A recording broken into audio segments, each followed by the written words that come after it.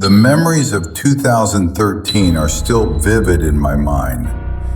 I won't mention the school's name, as I don't want to inadvertently bring sorrow to anyone who might recognize it.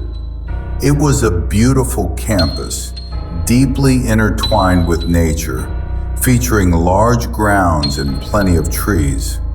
With the exception of one or two, the teachers there were absolutely brilliant. I was generally an average student, but biology was my favorite, so I always managed to score well in zoology and botany. The central figure of this memory is my zoology teacher. She was highly professional in her approach. Though her teaching pace was slow, she used excellent examples that made learning effortless for us.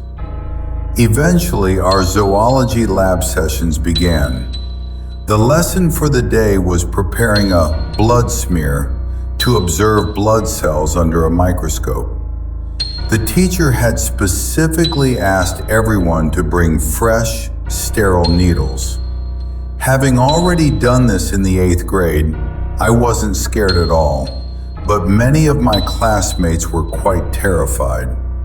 The next day we gathered outside the lab. The teacher ensured everyone had their new needles. Slides and microscopes were brought out. We cleaned our slides, pricked our fingers, and began making our blood smears. The teacher prepared a slide for herself as well. After a while, she went around checking everyone's work.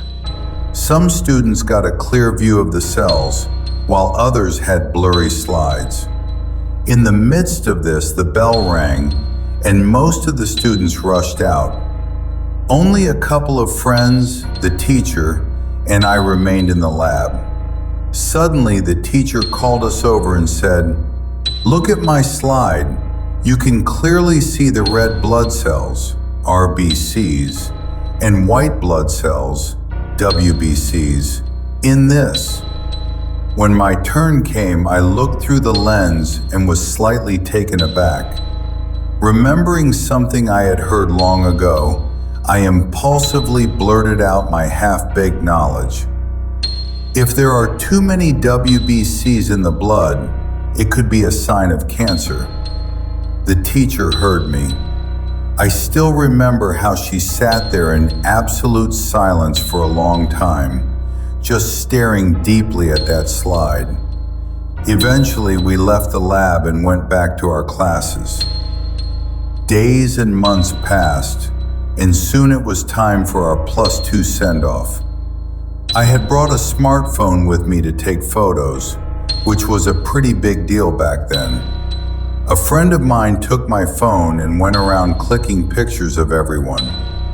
At one point, he went into the staff room where the teachers were eating ice cream.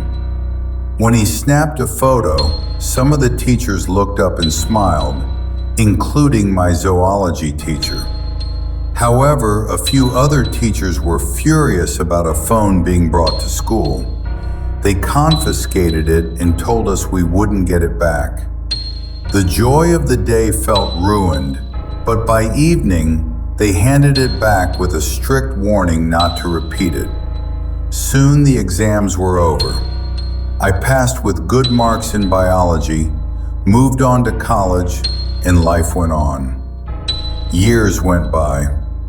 About 7 or 8 years later, a message popped up in our mostly dormant +2 WhatsApp group. I was absolutely paralyzed reading it. Our zoology teacher had passed away. It was a massive shock to all of us. Heavy-hearted, I asked the group what had happened to her. Someone replied, "Cancer." I froze. The memories of that old lab class and the blood smear test rushed back to me in an instant.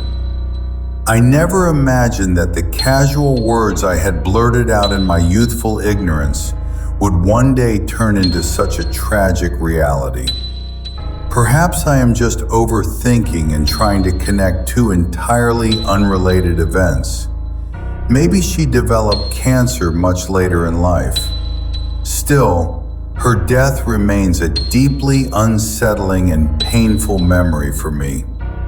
Whenever I look at that photo my friend took on our send-off day, the one where she is smiling, the memories of that silent moment in the lab come flooding back, leaving a heavy ache in my heart.